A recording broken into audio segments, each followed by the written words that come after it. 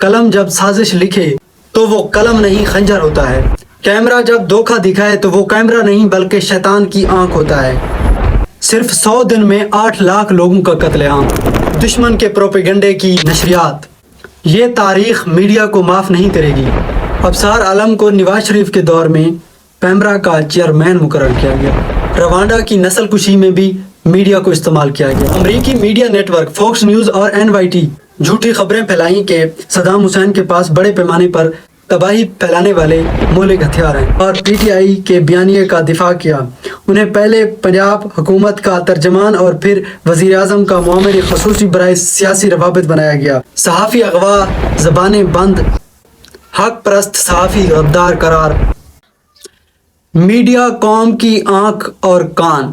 جب آنکھ اندھی ہو جائے اور کانوں پر جھوٹ کا پردہ پڑ جائے تو سچ مر جاتا ہے اور قوم دھوکے میں جیتی ہے۔ میڈیا کا مقصد ہوتا ہے سچ بولنا، عوام کی آواز بننا، ملک اور قوم کی خدمت کرنا، عوام اور حکومت کے درمیان آئینہ بننا، قومی ذہن کو بیدار کرنا اور نظریہ پاکستان کی حفاظت کرنا۔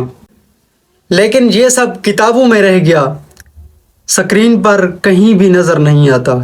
اس وقت میڈیا فتنہ اور ریٹنگ کا کھیل بن چکا ہے۔ جھوٹ بیچو، ریٹنگ کماؤ، ڈرامہ دکھاؤ، سپانسر کماؤ، لوگوں میں خوف، انتشار اور بد نظمی پھیلاؤ، انتشار پھیلاؤ، شہرت کماؤ۔ پاکستان میں خبر بنتی نہیں بلکہ خبر بنائی جاتی ہے، اور سکرین پر سب کچھ بکتا ہے سوائے حقیقت کے۔ یہاں اینکر صحافی نہیں بلکہ پارٹی ورکر ہوتے ہیں، کسی کے ہاتھ میں سکرپٹ، کسی کے ہاتھ میں ٹی وی اور کسی کے ہاتھ میں ضمیر۔ نہ اصول، نہ سچ، صرف وفاداریوں کا کاروبار۔ کبھی کسی ایک کو مسٹر پاکستان بنا دیتے ہیں اور کسی کو غدار وطن۔ کل کا ولن آج کا ہیرو، آج کا دشمن کل کا دوست۔ یہی میڈیا ہے جو قوم اور ملک کو تقسیم کر رہا ہے۔ ان کی تحقیق میں بھی تعصب چھپا ہوتا ہے۔ اخلاقیات کا جنازہ نکل چکا ہے۔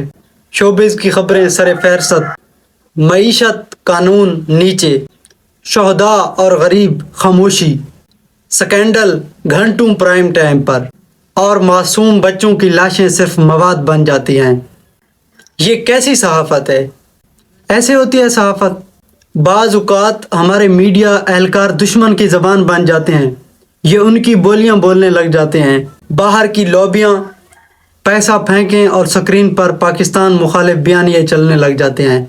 پاکستان کا میڈیا بعض اوقات پاکستان کا نہیں رہتا۔ صحافت مقدس ہے، مگر اس وقت جب سچ بولا جائے اور سچ کے سائے میں سر جھکایا جائے۔ یاد رکھو، قلم جب سازش لکھے تو وہ قلم نہیں خنجر ہوتا ہے، کیمرہ جب دھوکہ دکھائے تو وہ کیمرہ نہیں بلکہ شیطان کی آنکھ ہوتا ہے، اور جو میڈیا قوم کو لڑا دے، فتنہ پھیلا دے، ریاست کو کمزور کر دے، وہ دشمن سے زیادہ دشمن ہوتا ہے۔ میڈیا جسے ریاست کا چوتھا ستون سمجھا جاتا ہے، یہ عوام کی آواز بنتا ہے یا طاقت کی گونج؟ یہ سچ دکھاتا ہے یا وہ کہانی جو مالکان لکھتے ہیں؟ یہ آزادی کی علامت ہے یا طاقت کے غلام؟ آئیے پاکستان کے میڈیا کی اصل تصویر دیکھتے ہیں۔ ریٹنگ کی بھوک میں ٹاک شوز تندور بن گئے ہیں، جہاں دلیل نہیں چیخیں بکتی ہیں، جہاں قوم کے مسائل نہیں بلکہ گالم گلوچ دکھائی جاتی ہیں، جہاں قوم تماشائی اور سیاستدان اداکار بن جاتے ہیں۔ پروپیگنڈا میں صحافت سب سے زیادہ استعمال ہونے والا ٹول بن چکی ہے۔ ہر چینل کے پیچھے کاروباری گروہ یا سیاسی مالک، قومی سلامتی ہو یا معیشت، نیریٹو غیر ملکی اداروں کے اشاروں پر تیار ہوتا ہے۔ کچھ سچ میڈیا نہیں دکھاتا کیونکہ وہ طاقتوروں کے گناہوں کو کھولتے ہیں۔ صحافی اغوا، زبانیں بند اور سچ جیل میں۔ جھوٹ ڈائریکٹر نیوز کی میز پر۔ آزادی صحافت صرف ایک نعرہ بن چکا ہے۔ اگر میں سوشل میڈیا کی چند الفاظ میں ڈیفینیشن کروں تو وہ یہ ہے کہ جھوٹی خبریں وائرل، کردار کشی عام، حق پرست صحافی غدار قرار، جہاں کلک کامیابی اور سچ ناکام تجارت، اگر ماضی کے سیاہ باب کا میں حوالہ دوں، مارشل لا اور میڈیا خاموش، آمریت کی تعریف اور جمہوریت کی تذلیل، سیاسی جماعتوں کی اجرتی صحافت، ریاستی اداروں سے لفافے، دشمن کے پروپیگنڈے کی نشریات، یہ تاریخ میڈیا کو معاف نہیں کرے گی۔ میڈیا قوم سے دھوکہ کیسے کرتی ہے؟ عوام کو دکھایا جاتا ہے کرپشن کا خاتمہ ہو رہا ہے، ملک ترقی کر رہا ہے اور سب ٹھیک ہو جائے گا، لیکن حقیقت کیا ہے؟ حقیقت یہ ہے کہ عوام مہنگائی سے مر رہی ہے اور میڈیا تماشا دکھا رہا ہے۔ گزشتہ چند سال پہلے جب سیلاب آیا تو بلوچستان، سرحد اور جنوبی پنجاب اور مختلف پنجاب کے اضلاع میں لوگ سیلاب کی وجہ سے مر رہے تھے۔ پاکستان کے نیشنل چینلز کے اوپر حکومت اور ریاستی اداروں کے لوگ بیٹھ کر مجرے کی کوریج کروا رہے تھے۔ قلم کا تقدس تب زندہ ہوتا ہے جب سچ بے خوف بولا جائے۔ میڈیا اگر بکے تو وہ ملک اور قوم تباہ و برباد ہو جاتی ہے۔ اب وقت آ گیا ہے کہ میڈیا اپنی طاقت قوم، ملک اور عوام کے لیے استعمال کرے۔ میڈیا پروپیگنڈا اور فیک نیوز نے حالیہ برسوں میں بہت سارے علاقائی اور عالمی واقعات کو جنم دیا ہے، جس سے انسانی جانوں کا ضیاع اور شدید بدامنی پیدا ہوئی ہے۔ جولائی اور اگست سن 2024 میں ساؤتھ پورٹ میں 3 بچیوں کے قتل کے بعد سوشل میڈیا کے اوپر فیک نیوز پھیلائی گئی کہ حملہ آور ایک مسلم پناہ گزین ہے جس کا نام علی الشاکتی ہے۔ حقیقت میں حملہ آور وہ نہیں تھا بلکہ کوئی اور تھا۔ اس جھوٹ کو ٹامی رابنسن اور برنی فورتھ نے پھیلایا۔ امریکہ میں جو الیکشن ہوئے سن 2025 اور 24 میں، اس وقت ڈیپ فیک ویڈیوز پھیلائی گئی، آرٹیفیشل انٹیلیجنس کی جعلی آڈیوز اور ٹرمپ کی گرفتاری کی ڈیپ فیک ویڈیوز بنائی گئیں اور ان کو پھیلا دیا گیا تاکہ ووٹرز کو گمراہ کیا جائے۔ اس کے علاوہ پینٹاگون میں دھماکے کی ایک جھوٹی خبر نے سٹاک مارکیٹ میں افراتفری پھیلا دی۔ عالمی واچ ڈاگ رپورٹس کے مطابق پاکستان کے بڑے شہروں میں جیسے اسلام آباد، لاہور، کراچی میں سیاسی احتجاج کے دوران من گھڑت ویڈیوز بنائی گئیں اور ان کا استعمال کر کے عوام کو مشتعل کیا گیا۔ بھارتی میڈیا پر بھی پاکستان مخالف مسلسل فیک نیوز اور پروپیگنڈے کی بھرمار دکھائی گئی تاکہ ملکی وقار کو نقصان پہنچے۔ ماسکو میں دہشت گرد حملے کے بعد روس یوکرین جنگ میں ڈس انفارمیشن پھیلائی گئی۔ اسی طرح ایکواڈور جیسے ممالک میں روسی نیریٹو کو پھیلانے کے لیے میڈیا کا استعمال کیا گیا۔ اس میں ملوث سرکاری سرپرستی میں چلنے والے میڈیا اور بوڈ نیٹ ورکس، رشین ٹوڈے وغیرہ شامل ہیں۔ جرمنی، فرانس اور پولینڈ میں یورپی یونین کے انتخابات میں سن 2024 میں فارم ٹو فورک پروپیگنڈا پھیلایا گیا۔ اسرائیل اسی میڈیا کا استعمال کر کے غزہ میں انسانی حقوق کی خلاف ورزی کر رہا ہے۔ صرف یہ نہیں بلکہ سن 2024 میں الجزائر کی باکسر ایمان خلیف کے بارے میں یہ غلط خبر پھیلائی گئی کہ وہ مرد ہیں۔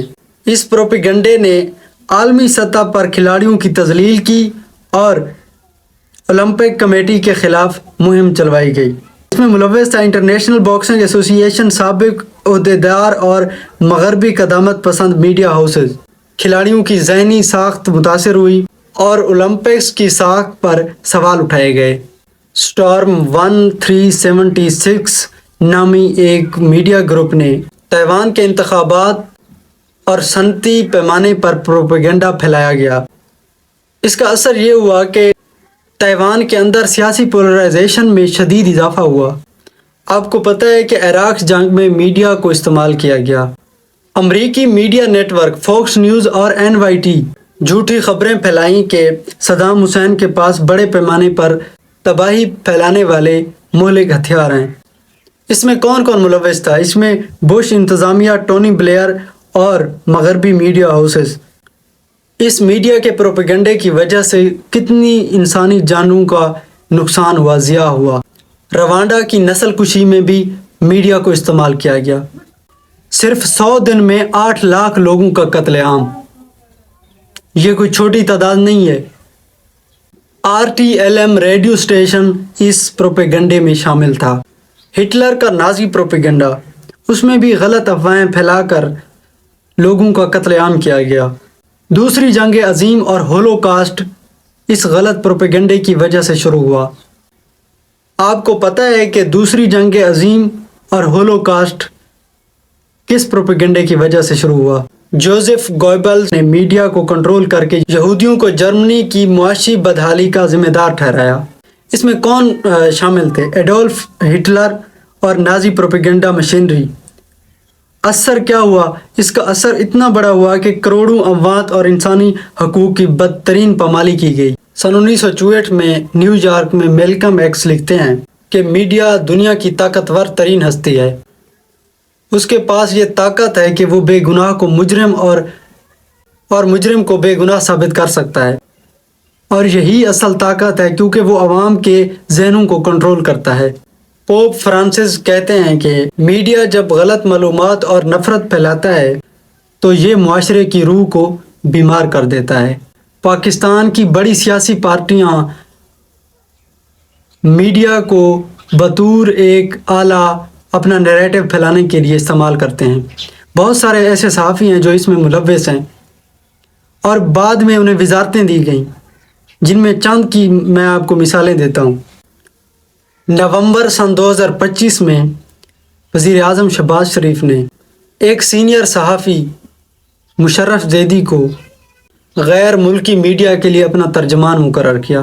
ابصار عالم کو نواز شریف کے دور میں پیمرا کا چیئرمین مقرر کیا گیا۔ نجم سیٹھی کو نگران وزیر اعلیٰ پنجاب بنایا گیا۔ پی سی بی کا چیئرمین بنایا گیا۔ یہ وہ صحافی ہیں جو مسلم لیگ نون کے لیے کام کرتے رہے ہیں اور ان کی پارٹی کے ایجنڈے کو اور ان کے نیریٹو کو لوگوں تک پہنچاتے تھے اور اس کو تقویت دیتے تھے۔ کیا یہ صحافت ہوتی ہے؟ پاکستان کی نظریاتی سرحدوں کی ایسے حفاظت کی جاتی ہے کہ یہ ہے میڈیا کا اصل چہرہ۔ افتخار دورانی پی ٹی آئی کی میڈیا ونگ سے وابستہ تھے اور سن 2018 اور 22 کا جو سال ہے پی ٹی آئی کا، اس میں انہیں وزیر اعظم کا معاون خصوصی بنایا گیا۔ شہباز گل اگرچہ وہ بنیادی طور پر استاد تھے، لیکن انہوں نے میڈیا پر بطور تجزیہ کار اپنی شناخت بنائی اور پی ٹی آئی کے بیانیے کا دفاع کیا۔ انہیں پہلے پنجاب حکومت کا ترجمان اور پھر وزیر اعظم کا معاون خصوصی برائے سیاسی روابط بنایا گیا۔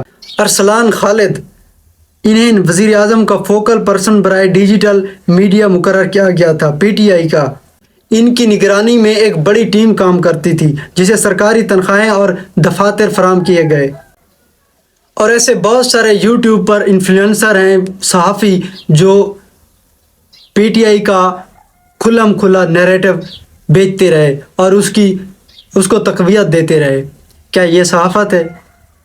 جن میں عمران ریاض، شہباز گل، عادل راجہ اور بہت سارے ایسے لوگ شامل ہیں۔ کیا صحافت ایسی ہوتی ہے؟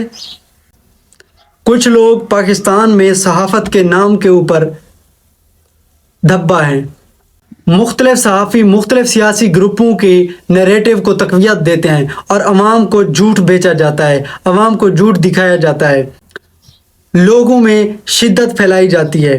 اس وقت پاکستان میں جتنی بھی شدت پسندی ہے، چاہے وہ کے پی کے میں ہے، چاہے وہ بلوچستان میں ہے، چاہے وہ سندھ میں ہے، چاہے وہ پنجاب کے کسی ضلع میں ہے، یہ صحافیوں نے بہت بڑا اس میں کردار ادا کیا ہے۔ میری پاکستان کے لوگوں سے یہی درخواست ہے کہ کسی تعصب کا شکار نہ بنیں۔ مجھے دیجیے اجازت۔ اللہ حافظ۔